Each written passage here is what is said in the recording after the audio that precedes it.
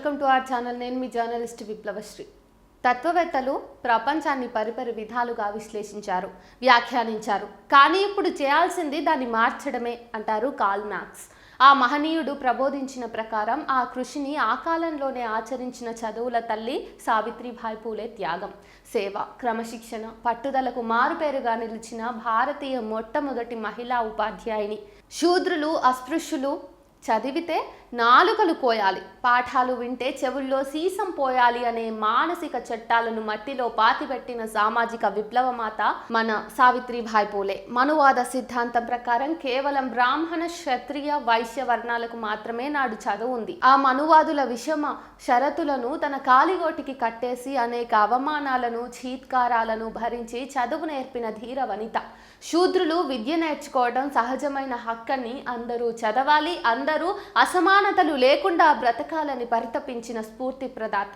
ఆమె ఓ గొప్ప ఉద్యమకారిణి, రచయిత్రి, మంచి వక్త, కులంపై కలంతో యుద్ధం నడిపిన కవయిత్రి. 1831 జనవరి 3న మహారాష్ట్రలోని సతారా జిల్లా నయాగాం అనే గ్రామంలో పేద రైతు కుటుంబంలో జన్మించిన ఆమె పరిస్థితుల ప్రభావం రీత్యా 9 ఏళ్ల వయస్సులోనే జ్యోతిబా పూలేని వివాహమాడింది.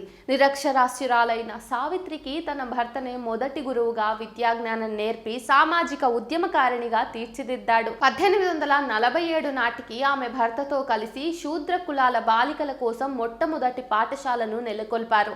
న్యాయం, ప్రజాస్వామ్యం, సమానత్వం అనే ఆదర్శాలు సావిత్రిబాయి జీవితంలో సహజ గుణాలుగా నిలిచిపోయాయి. స్త్రీ పురుష సమానత్వం కోసం సాగిన ఉద్యమాల్లో ఆమె ప్రత్యక్షంగా పాల్గొన్నారు. కులం, పురుషాధిక్య, సామాజిక ఉద్యమాల్లో పాల్గొన్న ఏకైక మహిళా ఉద్యమకారిణి ఆమె. బ్రాహ్మణీయ ఆధిపత్య వర్గాల చేతుల్లోనే ఉన్న ఉద్యమాలకు ప్రత్యామ్నాయంగా సాగిన పోరాటాల్లో ఆమె పీడితుల పక్షాన అగ్రగామిగా నిలిచారు. 1852లో మహిళా సేవా మండలి పేరిట మహిళా సంఘాన్ని స్థాపించారు.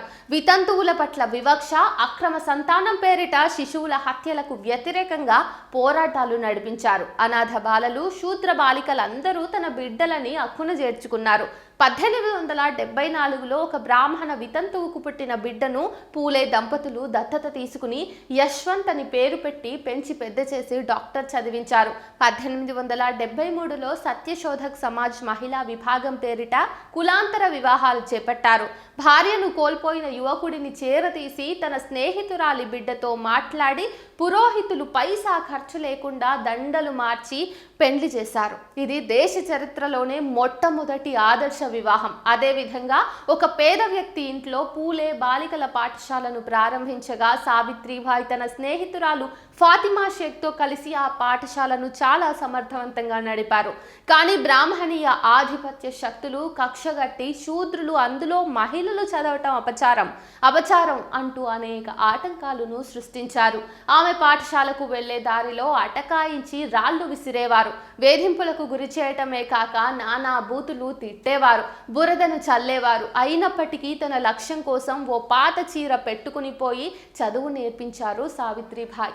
1890 నవంబర్ 28న జ్యోతిబా పూలే మరణించారు. సావిత్రిబాయి తన భర్త చితికి నిప్పంటించారు. అనంతరం సత్యశోధక్ సమాజం బాధ్యతలను ఆమె స్వయంగా నిర్వహించారు. 1896లో మహారాష్ట్రలో సంభవించిన తీవ్ర కరువు, ప్లేగు వ్యాధి అక్కడి జనజీవనాన్ని అతలాకుతలం చేసింది. ఆ సమయంలో ఆమె దళితులు, పేదల కోసం జోల పట్టి విరాళాలు సేకరించి వారికి అందించారు. ప్రభుత్వంతో పోరాడి బాధితుల కోసం నిధులు మంజూరు చేయించారు. ప్లేగు వ్యాధి ప్రబలిన బాధితులకు ప్రత్యక్షంగా సేవలందిస్తూ ఆ సమయంలో ఆమె కూడా అదే వ్యాధికి గురై చివరకు 1897 మార్చి 10న కన్నుమూశారు. సావిత్రిబాయి బ్రతికినంత కాలం అందరికీ విద్య, వైద్యం, సమాన అవకాశాల కోసం తన జీవితాన్ని ధారబోశారు. ప్రకృతి వనరులు ప్రజలందరికీ అందాలని కోరుకున్నారు. కానీ నేడు కేంద్రంలో అధికారంలో ఉన్న బీజేపీ పాలకులు ఆమె ఆశయాలకు విరుద్ధంగా విద్యను సంతలో సరకుల్లా అమ్ముకుంటున్నారు. అందుకు మోడీ తీసుకువచ్చిన నూతన జాతీయ విద్యా విధానమే సజీవ సాక్ష్యం.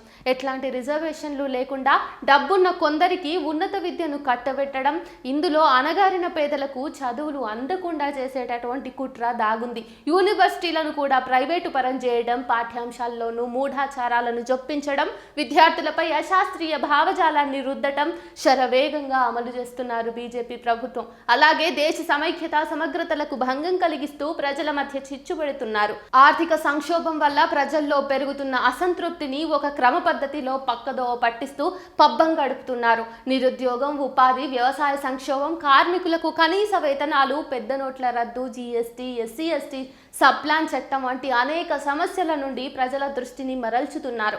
ఇప్పుడు ఒకే దేశం ఒకే ఎన్నిక పేరుతో ఫెడరల్ స్ఫూర్తికి తూట్లు పొడుస్తూ రాజ్యాంగ పునాదులను దెబ్బతీస్తున్నారు. కార్పొరేట్ శక్తులకు రాయితీలిస్తూ పేద ప్రజలపై పన్నుల భారం మోపుతున్నారు. డాక్టర్ బిఆర్ అంబేద్కర్ విద్య, వైద్యం, ప్రభుత్వ సంక్షేమ రంగంలోనే ఉండాలని చెప్పారు. భారతీయులందరికీ సమాన ఉన్నత విద్య అందుబాటులో ఉండాలని పేర్కొన్నారు. కానీ నేడు దేశాన్ని కార్పొరేట్ శక్తులు ఏలుతున్నాయి. ప్రజలు ఎన్నుకున్న పాలకులే వారికి మేలు చేసే చట్టాలు తీసుకొస్తున్నారు. అందుకే సావిత్రిబాయి పూలే స్ఫూర్తితో ప్రభుత్వాలు అనుసరిస్తున్న ప్రజా వ్యతిరేక విధానాల్ని ప్రతిఘటించాలి, ప్రజల్ని చైతన్యపరచాలి. సావిత్రిబాయి పూలే జయంతి, వర్ధంతి సందర్భంగా ఆమె ఫోటోకు దండ వేసి ఆమె ఆశయాలను అంతం చేసే ఏలికలున్న సమాజం మనది. కాషాయపు కుట్రల్ని తిప్పికొట్టాలి. అందుకు గాను సావిత్రిబాయిని ఆదర్శంగా తీసుకుని ముందుకు సాగాలి.